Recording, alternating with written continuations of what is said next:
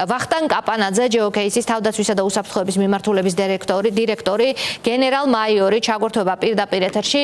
მოგესალმებით, ბატონო ვახტანგ. მე უნდა გკითხოთ, როგორ აისახება ეს გადაწყვეტილებები ფრონტის ხაზზე. სამწუხაროდ კურსკიდან მოდის, არც თუ ისე სახარბიელო სიახლეები, თქვენც ნახავდით ამას. ბოლო განახლებით კურსკის რეგიონში სავარაუდოდ აღარ დარჩა მსხვილი უკრაინული საბრძოლო დაჯგუფებებიო. დიდმა ნაწილმა, მათ შორის 57 მექანიზებულმა ბრიგადამო კურსკის პლაცდარმა უკვე დატოვეს. მოსალოდნელია, რომ მალე კურსკში უკრაინელების მიერ კონტროლირებული ტერიტორია სრულად გადავა რუსეთის ხელში. მინიმუმ ამ ეტაპზე ასეთი სცენარი ჩანსო წერს სამხედრო ანალიტიკური ვებგვერდები. თქვენ რა ინფორმაციას ფლობთ, ბატონო ვახტანგ, როგორ აისახა ეს ყველაფერი ბრძოლის ველზე? მოგესალმებით, მე ვესალმებ თქვენ მაყურებელს. არც თუ ისე დრამატულად არის ვითარება. მძიმე არის, მაგრამ არა უიმედო, ეს კურსკს ეხება. საერთოდ ბოლო პერიოდში აქცენტი აღმოსავლეთი ფრონტიდან, აღმოსავლეთი მიმართულებიდან გადაინაცვლა კურსკის მიმართულებას და ეს გასაგები მიზეზების გამოც ხდება. ვინაიდან პუტინმა მას შემდეგ, რაც ვერ შეძლო, რომ სამხედრო ძალით მიეღწია დასული ამოცანებისთვის, რაც გულისხმობს აღიარებული რუსეთისთვის მიერთებული ტერიტორიების ადმინისტრაციული საზღვრების სრულად შემოერთება და დონბასის საზღვარზე გასვლას, ეს გადაწყვიტა, რომ ალბათ ეს შესაძლებელი იქნებოდა მოლაპარაკებების გზით და ამის გამო და ამ ჩანაფიქრით ძირითადი ძალისხმევა გადაიტანა კურსკის მიმართულებაზე, სადაც გამოჩნდნენ უკვე კორეელი სამხედროები, გამოჩნდა კორეული სამხედრო ტექნიკა, სულ ახლა ასევე განხორციელდა გარკვეული სპეციალური ოპერაცია, რომლის დროსაც რუსებმა გამოიყენეს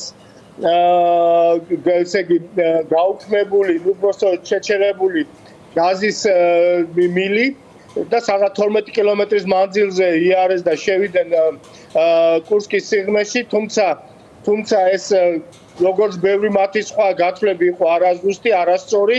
რამოდენიმე ადამიანი მათ დაეღუპათ ჯერ კიდევ მილში გავლისას, მოიწამნენ ისინი ვენტილაციის შესაბამის ვენტილაციის არ ქონის გამო, ხოლო ისინი ვინც გამოვიდნენ უკვე მოკვდნენ უკრაინელების დამიზნებული ცეცხლის ქვეშ და სადღაც 85%-მდე ზარალი მიიღო ამ ასეულმა, რომელიც იქნა შეგზავნილი და რომელიც შედგებოდა ძირითადად მაინც ყოფილი კერძო სამხედრო კომპანიების მებრძოლებისაგან. რა თქვენ ბრძანეთ, ეს რა თქმა უნდა არის, სიმართლესთან არის გარკვეულწილად რუსები ცდილობენ, რომ მოაქციონ უკრაინულ დაჯგუფება ალყაში და ამის გამო ხდება უკრაინელების მიერ გარკვეული გადაჯგუფებები და გასვლა აი ამ სახიფათო ზონებიდან, მაგრამ ამავე დროს შეიძლება ითქვას, რომ ტორეცკის და პოკროვსკის მიმართულებაზე უკრაინელებს აქვს კონჩეტებებსაც ტაქტიკური კონჩეტებების განხორციელების შესაძლებლობა, ეს უფრო კონჩეტებები არა, ეს უფრო დაცვის პოზიციების გაუმჯობესებისკენ მიმართული მოქმედებებია და დაგვაუწყდება ეს ისტორიებია, რომელიც აღებაც რუსეთმა ჯერ კიდევ მგონი მე-7 თებერვალს განაცხადა, რომ აიღო სრულად და აკონტროლებდა ტორეცკს. მაგრამ აი დღემდე კიდევ ბრძოლები მიმდინარეობს ამ ქალაქისთვის, ამ დასახლებული პუნქტისთვის. ნახოთ რა იქნება, რა თქმა უნდა პუტინი ცდილობს ახლა რომ მაქსიმალურად ძალისხმევით კურსკი დაიბრუნოს, რათა მოლაპარაკების მაგიდასთან უკრაინელებს ნაკლები კოზირი გააჩნდეთ რუსებთან შედარებით. კი ბატონო, აქვე სადაზვერო ინფორმაციის შეჩერებამ ამერიკელების მხრიდან ეს ერთი გადაწყვეტილება და მერე იარაღის მიწოდების შეჩერება მანამდე, აი ამ ორმა ფაქტორმა რამდენად იმოქმედა ფრონტის ხაზზე, რამდენად აისახა ეს უკვე? არა, ჯერ არ ასახულა, ნამდვილად არ ასახულა, არა, რა თქმა უნდა, გარკვეული მარაგები უკრაინას აქვს. ეხლა უკრაინელი ექსპერტების და დასავლეთელი ექსპერტები რამოდენიმე თვეშია განსხვავება. ისინი იძახიან, რომ ის მარაგების გამო, რომ ვინაიდან ბაიდენმა ბოლო პერიოდში, თავის პრეზიდენტობის ბოლო პერიოდში ძალიან გააქტიურა მიწოდება აღნიშნული მარაგების უკრაინისთვის, მათ გააჩნიათ მარაგები იმდენად, რომ 4-დან 6 თვემდე მათ შეუძლიათ აი ამერიკიდან მიღებული მარაგების გარეშე გააგრძელონ წარმატებული, იგივე ტემპით და იგივე ინტენსივობით თავდაცვითი მოქმედებები. ეს არ გამორიცხავს, რა თქმა უნდა, იმას, რომ დასავლეთის სხვა ქვეყნებმა, ევროპის ქვეყნებმა უნდა გაზარდონ თავისი დახმარება და ამის ტენდენცია რა თქმა უნდა არის კიდეც. კი ბატონო, ახლა გითხავთ უფრო მასშტაბურ სურათზე, ევროპელების აქტიურობა, ისინი ამბობენ, რომ ევროპის უსაფრთხოებაზე პასუხისმგებლობას აიღებენ, მოუწოდებენ შეერთებულ შტატებს, რომ ის იყოს მათ გვერდით, გაიზიაროს მათი გეგმა.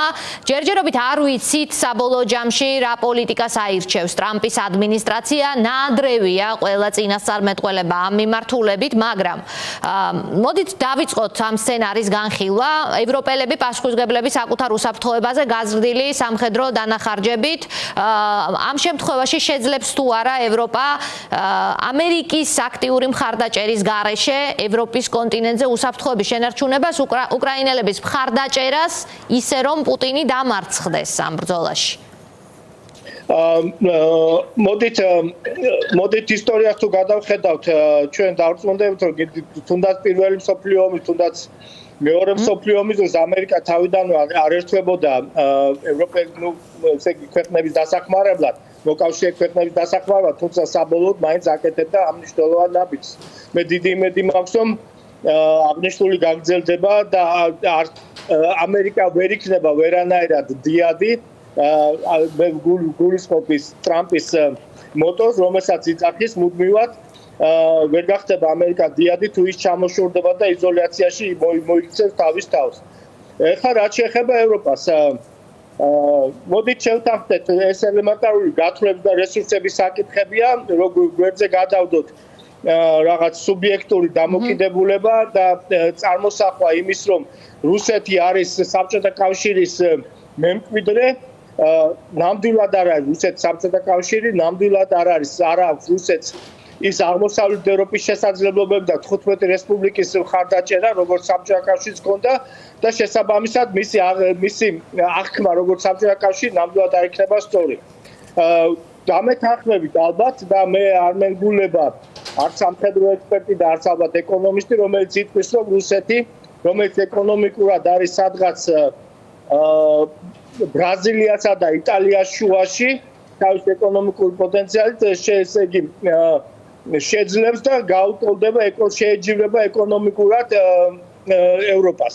ეხლა რაც შეეხება თვითონ სამხედრო თვალსაზრისით, სამხედრო ტექნოლოგიურ თვალსაზრისით ამაში ალბათ დამერწმუნებით, რაც გამოჩნდა უკრაინის ბრძოლის ველზე, ტექნოლოგიური უპირატესობა ნამდვილად ევროპის მხარეს არის და თქვენ დამერწმუნებით იმაშიც ასევე, რომ ის იმ იარაღს, რომელსაც იღებს უკრაინა ევროპიდან, ეს არ არის ის იარაღი, რომელიც ბოლო თაობის არის. გაცილებით უფრო მაღალი კლასის და მაღალი თაობის ბოლო თაობის იარაღი ჯერ კიდევ გააჩნია ევროპას და რომლის წარმოების განვითარებასაც აპირებს დამატებით აი ამ პერიოდის განმავლობაში.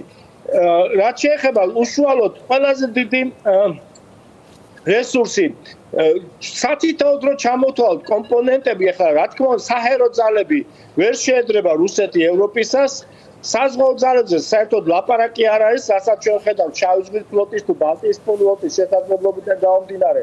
ისინი ნამდვილად ვერ გაუტოლდება ნატოს წევრი ქვეყნების ფლოტს და ამერიკის გარეშეც კი აქ იგულისხმება ძირითადად მაინც თურქეთის და ესე იგი დიდი ბრიტანეთის საზღვაო ძალები, რა თქმა უნდა იქ საფრანგეთის საზღვაო ძალებიც ემატება ამათ.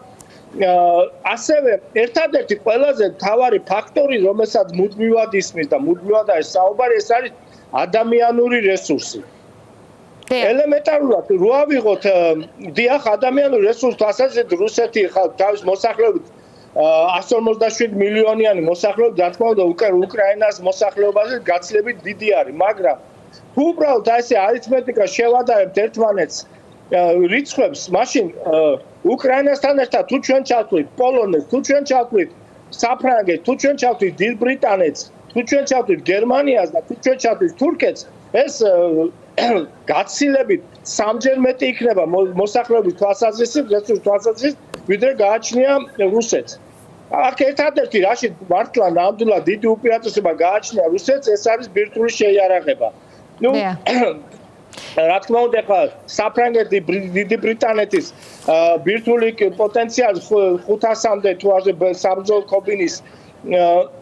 კობინასთან შედარებით 1000-ობით კობინა, რომელიც რუსეთს გააჩნია, რა თქმა უნდა, დიდი უპირატესობა, მაგრამ დარწმუნებული ვარ, რომ თუ მიდგა საქმე აი ამ დიდ თამაშზე, ანუ ვირტუალ თამაშზე, არ ამგონია რომ ამერიკა დარჩენს გვერდზე. და არც ჩინეთი ალბათ არ დარჩება გვერდზე აი ამ შემთხვევაში. მინაიდან ეს ცუდი პრეცედენტი იქნება ზოგადად სოფლიოსთვის.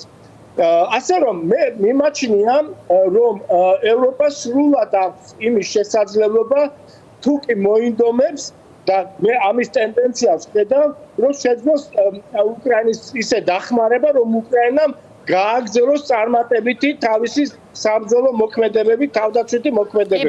მე არ გულისხმობ 2014 წლის საზღვრებში დაბრუნებას. მე გულისხმობ იმას, რომ უკრაინამ გააგრძელოს წარმატებით თავისი თავდაცვითი მოქმედებები.